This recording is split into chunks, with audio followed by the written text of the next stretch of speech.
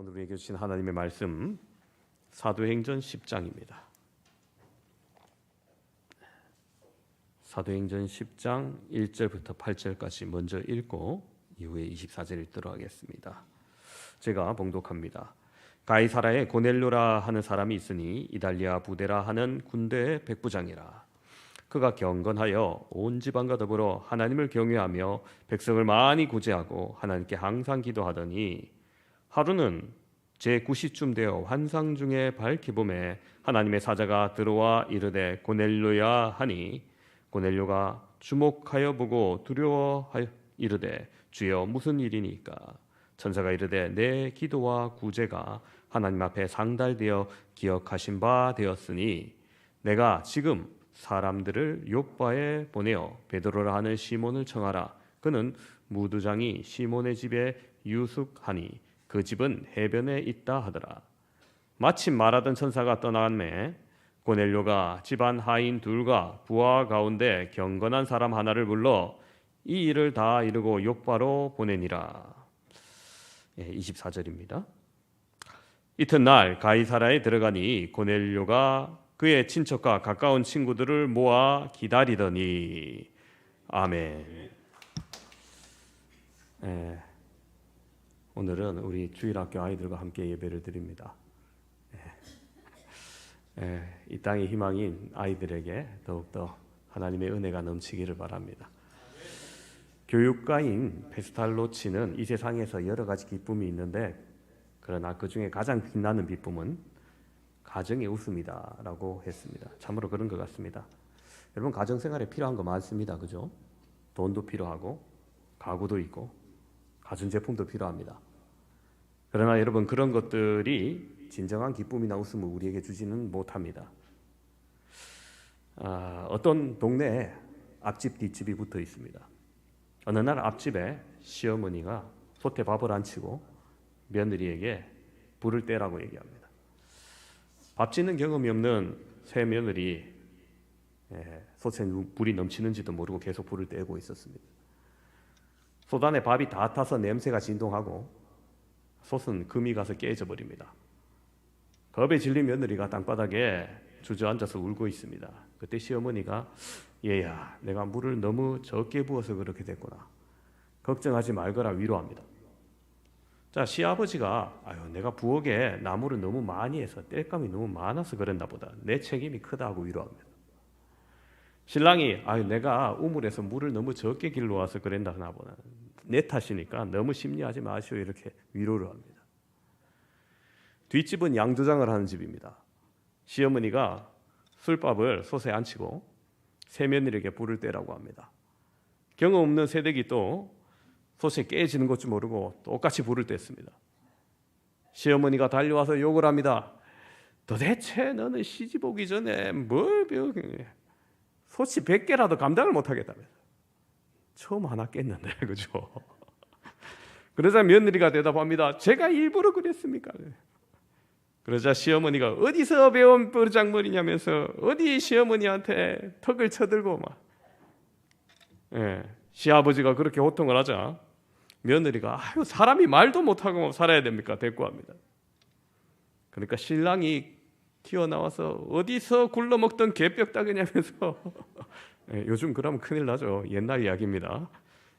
따귀를 때립니다. 그러자 며느리가 악을 쓰면 날 죽여라 하며 덤빕니다.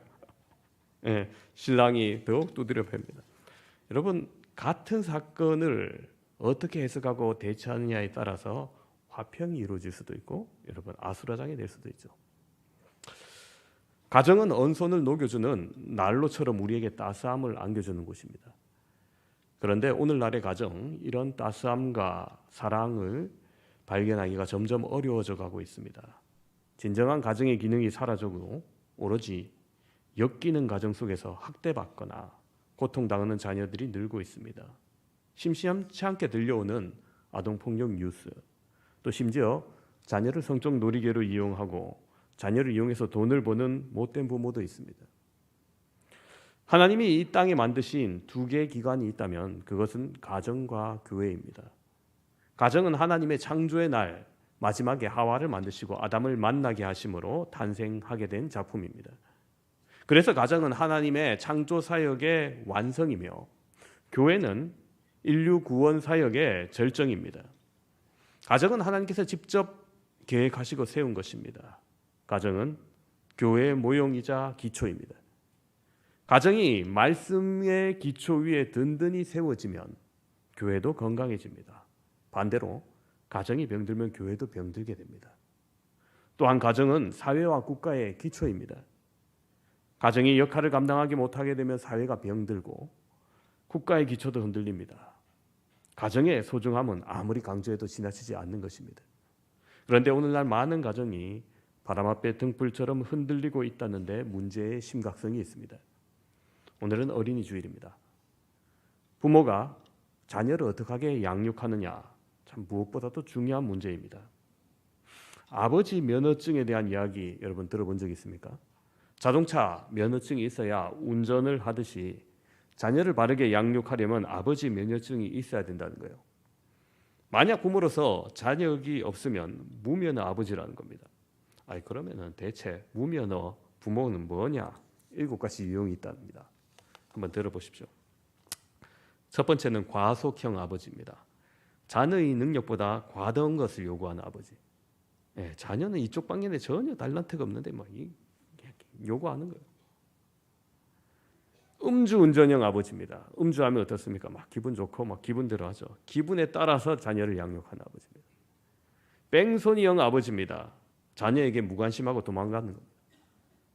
신호위반형 아버지가 있습니다. 비도덕적인 아버지입니다. 자녀한테 그런 모습을 보이는. 5번째, 끼어들기형 아버지입니다. 자녀를 심하게 간섭하는, 아무 때나 막 끼어드는 거예요.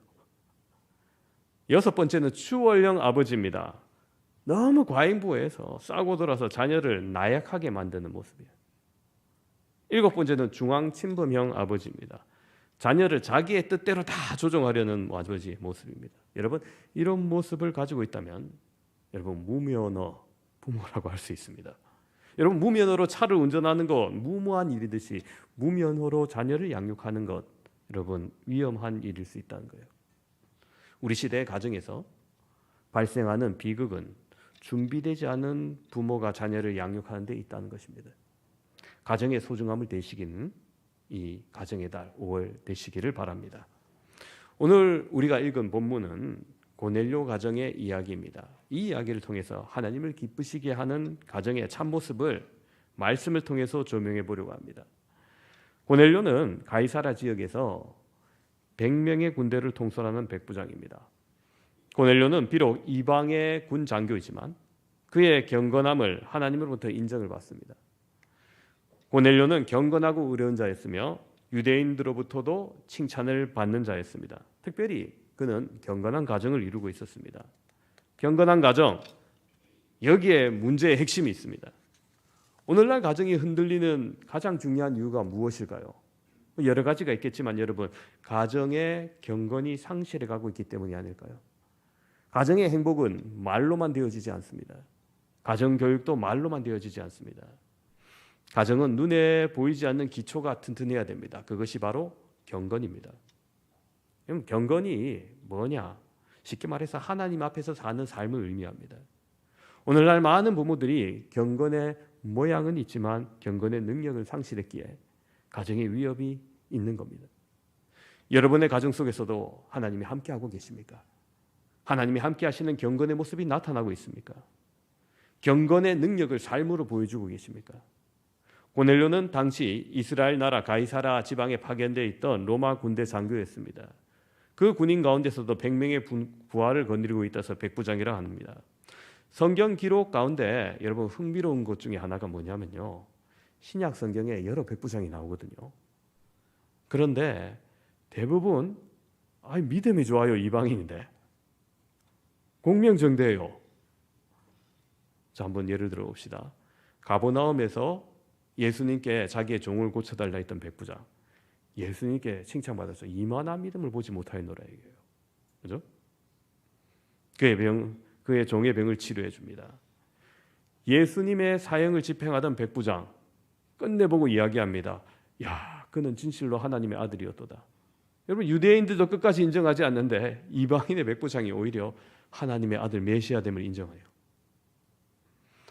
사도 바울을 로마로 호송하던 배 백부장 율리오, 사람들이 죄수가 도망칠 것을 우려해서 그냥 죽이자 할 때 바울을 끝까지 구해줍니다. 여러분 그 율리오를 제외한 나머지 백부장은 직업만 나와 있어요. 직업만 백부장이라 했지 이름은 기록되어 있지 않습니다. 그런데 오늘 본문의 백부장 가이사라의 고넬료는 이름도 기록되어 있고 이달리아 부대의 소속도 기록되어 있습니다. 정말 구체적으로 기록되어 있는 편이죠. 로마 군대는 한 군단에 6,000명씩 이렇게 조직되어 있다고 합니다. 그렇게 조직된 후 그 군단을 또 600명씩 10개 부대로 편성하고요. 또 각 부대를 다시 100개씩 나누어서 6개의 소대로 나누어서 그 소대를 각각 점령하고 있는 지역에 파견하여 행정과 치안을 관리하게 했습니다. 당시 로마 군인들은 굉장한 세도가입니다. 특히 로마는 점령지 이스라엘을 다스릴 때 예루살렘에 로마 총독이 주둔하고 가이사라에는 대부대 군인들이 주둔시켜서 정치를 했었습니다. 그러니까 고넬료의 위치는 상당히 군대 내에서도 핵심 주둔지에 있는 높은 지위라는 것을 알 수 있습니다. 그런데 너무나 귀한 것은 이 고넬료는 하나님께 기억하는 사람이었다는 겁니다. 하나님이 천사를 보내어서 고넬료에게 말해줍니다. 내 기도와 구제가 하나님 앞에 상달되어 기억하신 바 되었다. 여러분, 우리 어린이 여러분들 구제가 뭔지 알아요? 구제. 중고옷이 구제가 아니고 어려운 사람들 도와주는 게 구제예요. 그죠? 그렇습니다. 하나님께 그게 상달됐다는 거예요. 여러분 이게 얼마나 좋은 일입니까? 얼마나 축하할 일이에요. 공부 잘하는 학생에게 주는 상이 있습니다. 뭡니까? 우등상이죠. 일정 기간 동안 결석 없이 나왔을 때 주는 상이 있습니다. 뭡니까? 개근상이죠. 아 이거 똑똑하네요. 우리 친구들. 국가에 뭔가 공헌했을 때 국가에서 훈장을 수여합니다. 그죠? 이런 모든 것들은 다 기억되었다는 의미입니다. 그 훌륭한 것들이 기억됐다는 의미입니다. 오늘 본문도 보면 고넬료의 인생을 하나님께서 기억하신 바 되었다고 했습니다. 여러분 고넬료의 생애에도 하나님의 큰 상급이 있을 것이 분명합니다. 성도 여러분의 인생도 하나님께서 기억하시는 생애 되셔서 주님께 큰 상급 받기를 축원합니다. 우리의 가정에도 여러분 이런 경건의 회복이 중요합니다. 경건은 부부관계를 지켜주고 경건은 자녀를 믿음 가운데로 건강하게 자라도록 만듭니다. 그럼 고넬료 가정의 경건의 모습은 무엇이었을까요? 첫 번째로 가정의 복음화에 성공했어요. 2절을 보시면 그가 경건하여 온 집안과 더불어 하나님을 경외하며 백성을 많이 구제하고 하나님께 항상 기도하더니, 여러분 그렇습니다. 경건했고 온 가정이 하나님을 경외했고 백성을 구제했고 항상 기도했다는 것, 그의 신앙과 가족들의 신앙이 철저했다는 겁니다. 다시 말해서 신앙생활에 필요한 모든 조건을 다 갖춘 가정이에요. 그가 어떻게 예수님을 믿게 되었는지, 이방인이니까 처음부터 여호와 하나님을 믿지는 않았을 건데 어떻게 믿게 되었는지 설명은 없어요. 안타깝게도. 하지만 짐작하는 게 몇 개 있습니다. 알렉산드리아에 있는 이방인들처럼 책을 통해서 접하다가 하나님을 믿게 될 수도 있고요. 또 다른 경로가 당시 이스라엘 나라를 점령한 로마 귀족이나 고급 장교들이 이스라엘 처녀를 아내로 맞이하는 일들이 종종 있었어요. 당시 로마는 정치, 문화, 교통 모든 것의 중심지였지만 동시에 성도덕이 꽤 타락했었습니다. 그래서 정절 있고 신앙이 있는 이스라엘 처녀를 아내감으로 선택하는 일들이 많아졌었습니다. 고넬료도 그런 이유로 이스라엘 처녀와 결혼했다면 유대 파견관으로 와 있으면서 그의 신앙이 더욱더 불붙었을 것으로 추측할 수 있습니다. 어찌됐든 어떤 경로였든 그는 하나님을 믿고 가족 신앙에 성공한 사람이었던 겁니다. 경건했다는 것은 여러분 지킬 것은 지켰고 끊을 것은 끊었다는 의미입니다. 그리고 취할 것은 취하고 버릴 것은 버려야 된다는 의미입니다. 우리 주변에 경건 생활이 유익하지 못하는 것들이 너무나 많이 있습니다. 예를 들면 술, 담배, 도박, 마약, 지나친 쾌락 등입니다. 경건 생활을 유지하려면 유익하지 않는 것들, 필요 없는 것들을 버리고 끊어야 됩니다. 우리가 주목할 것은 그가 온 집안과 더불어 하나님을 섬기고 구제하고 기도했다는 대목입니다. 요즘 해외여행들 많이 나가시는데 가족과 함께 하는 것 뭐 좋지요. 그런데 여러분, 기왕 가족과 함께 나가려면은 여행이 유익하고 은혜 있게 교회에서 가는 단기 선교에 함께 가시는지 아니면 성지순례 함께 가시기를 바랍니다. 주일날 제 눈치 안 보고 가면 얼마나 좋아요. 괜히 눈치 보고 어디 지난주에 안 보였는데 막 무슨 일이 있어서 베베 꼬우고 뭐 다 아는데 뭐. 여러분, 2월 초에 있었던 캄보디아 단기 선교도 가족끼리 와서 얼마나 큰 은혜를 받고 육신도 즐겁고 영혼도 즐거운 시간을 가졌는지 몰라요. 함께 보람 있는 일을 하고 함께 강동받고 함께 은혜 나누는 일이 여러분 나 혼자가 아닌 가족과 함께 한다는 게 얼마나 고귀한 일입니까? 이게 제 이야기가 아니라 다녀온 분들의 간증이에요. 여러분, 특별히 내년에는 6월에 터키 그리스 성지순례가 있습니다. 예, 온 집안과 더불어 여러분 말씀의 생생한 현장에서 함께 은혜 받으시는 가족 되시기를 바랍니다. 예, 바랍니다. 예. 이래 얘기했는데 또 내년에 1월에 어디 여행 간다 하시면은 거기도 가고 6월에 터키 그리스도 간다는 저는 그래 생각할 겁니다. 그걸 못 참고 그래 갈 리는 없죠, 그죠? 그래서 그렇게 저는 이해할 겁니다. 아무튼 여러분, 온 가족이 하나님을 경외하고 함께 교회 나오고 함께 기도하는 것 지상 최고의 행복이에요. 여러분, 가족을 구원하고 가족의 신앙을 회복하시기를 바랍니다. 두 번째로 고넬료 가정의 경건의 모습은 기도하고 구제하는 가정이었다는 거예요. 여러분, 그는 항상 하나님 앞에 기도하는 사람이었습니다. 그 결과 4절에 내 기도와 구제가 하나님 앞에 상달되어. 여러분, 그래요. 고넬료가 기도하는 사람이었다는 겁니다. 그는 언제나 하나님께 기도했고 온 집안 식구와 더불어 기도했습니다. 이 기도가 바로 고넬료 가정의 경건의 비밀입니다. 여러분, 경건한 가정은 당연히 기도가 있어야 됩니다. 하나님이 우리 가정의 주인 되심을 믿는다면 어떻게 가정의 일에 하나님과 의논하지 않을 수 있어요?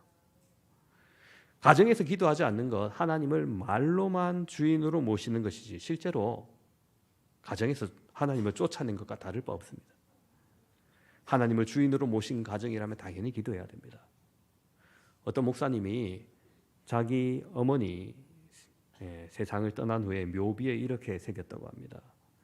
여자여 내 믿음이 크도다. 이 어디 나온 말입니까? 예수님께서 수로 분위기의 여자의 믿음을 칭찬하실 때 하신 말씀이죠. 어머니를 생각하면은 예수님이 칭찬하셨던 그 여인처럼 믿음의 여인이었다는 거예요. 묘비에 여러분 그래 새겼다는 거, 그의 인생을 한 줄로 기록한 거 아닙니까? 얼마나 은혜로워요. 만약 여러분의 자녀들이 여러분 돌아가셨을 때 묘비명을 새긴다면 어떤 모습으로 새기길 원하십니까? 어떤 분이 세상을 떠났는데 자녀들이 목사님 뭐라고 비싸게 새겨야 될지 도저히 모르겠어요 하시는 분들이 있어요. 여러분, 안 떠오른다면 참 불행한 겁니다. 여러분, 우리 아버지는 믿음의 사람이었다, 우리 어머니는 기도의 어머니였다, 이런 것들이 떠오른다면 이런 귀한 모습이 보여줄 수 있는 여러분들 되시길 바랍니다. 여러분, 종군단 제약, 여러분 한국 사람들은 다 아실 겁니다. 옛날에는 그 제약 선전하고는 끝에 진짜 종을 땡 하고 이렇게 CF로 했었죠. 여러분, 이 회사는 진짜 이름뿐만 아니라 회사의 상징 로고도 종입니다. 종이 울리는 종이 회사의 상징이 된 이유가 있습니다.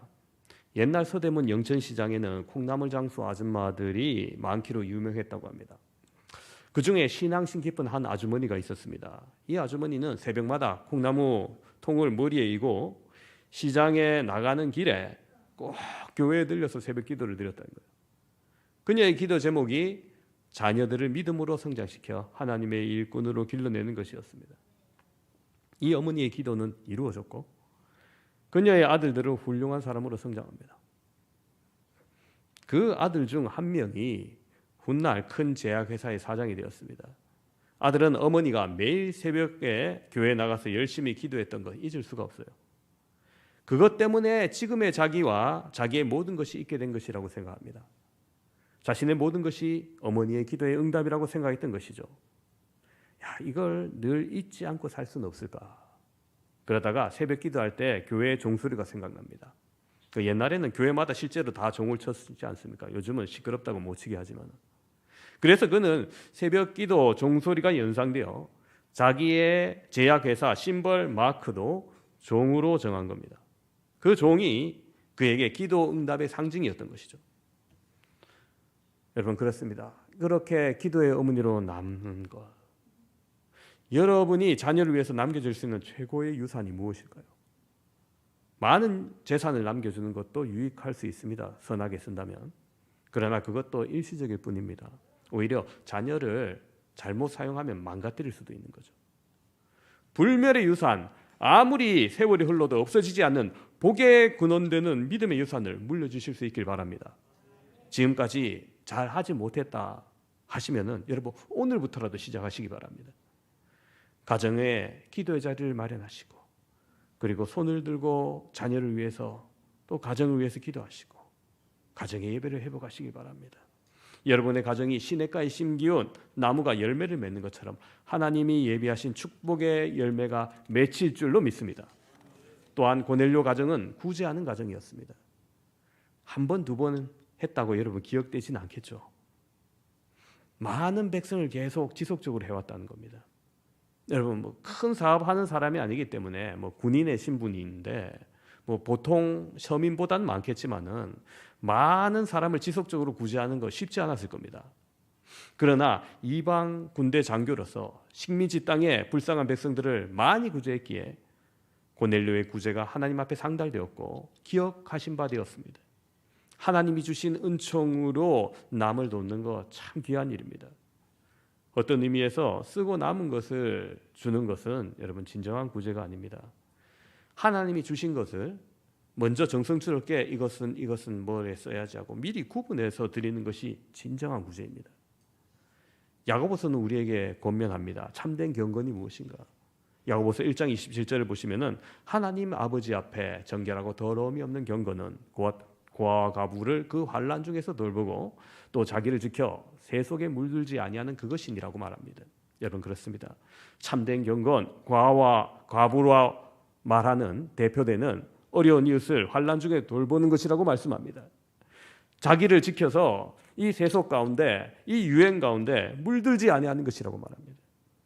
우리 주변에 신음하고 고통당하는 자들이 있다면 물질로 혹은 나의 헌신으로 정성을 다해서 섬기는 것이 바로 경건이라 말합니다.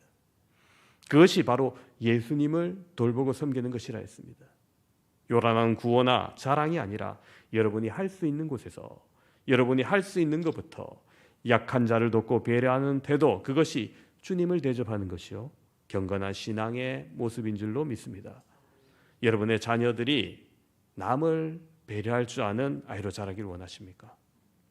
공부만 잘하는 아이가 아니라 섬길 줄 아는 지혜로운 자녀로 자라기를 원하신다면 가정 내에서 함께 구제하고 봉사하는 날을 정하시기를 바랍니다.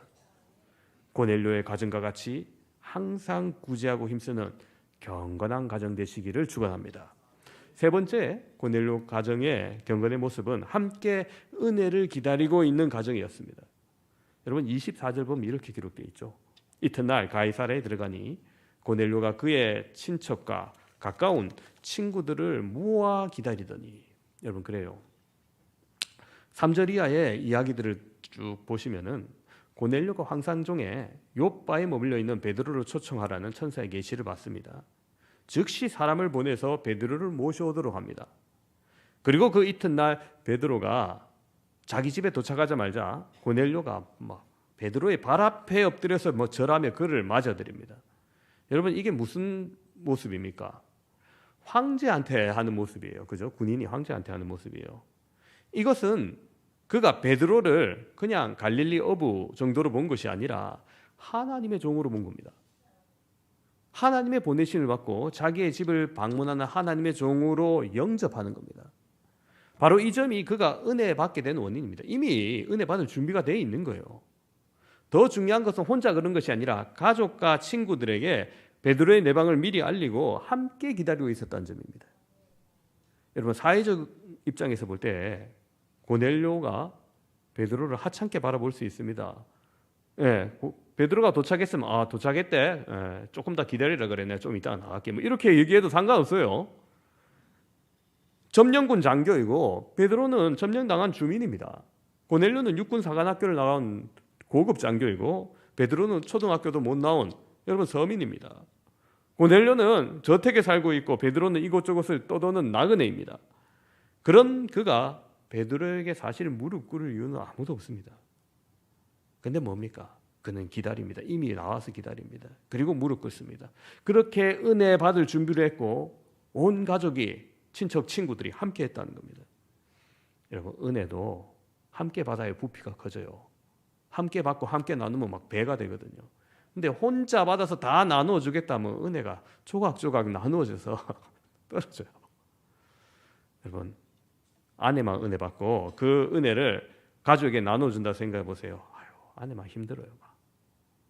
그런데 다 같이 은혜 받아서 은혜 받은 사람끼리 얘기하면 뜻이 통하고 이해가 금방 되고 더욱더 풍성해지고요. 얼마나 좋은지 몰라요. 은혜 받지 못한 사람 속에서 얘기하면 이게 뭔 소린가 동문서답하게 돼요. 여러분, 온 가족이 함께 주님을 기다리고 은혜를 기다리고 축복을 기다려야 됩니다. 여러분의 가정이 그런 가정 되시기를 축원합니다. 오늘 함께 예배드리는 사랑하는 성도 여러분, 5월 가정의 달을 맞이하여 자녀에게 줄 수 있는 최고의 선물, 바로 예수 그리스도입니다. 경건의 신앙의 모습을 보여주는 겁니다. 여러분의 부모님에게 드릴 수 있는 최고의 효도, 바로 예수님의 생명을 전해드리는 것입니다. 하나님은 건강한 가정, 행복한 가정을 이루기를 원하십니다. 그것이 바로 하나님의 소원입니다. 오늘 고넬료처럼 가정의 복음화를 이끄시고 가정 속에서 기도와 구제에 힘쓰시며 함께 기다리는, 함께 은혜를 기다리는 가정 되셔서 온전히 하나님을 기쁘시게 하는 믿음의 가정, 경건의 가정 되시기를 주님의 이름으로 축원합니다.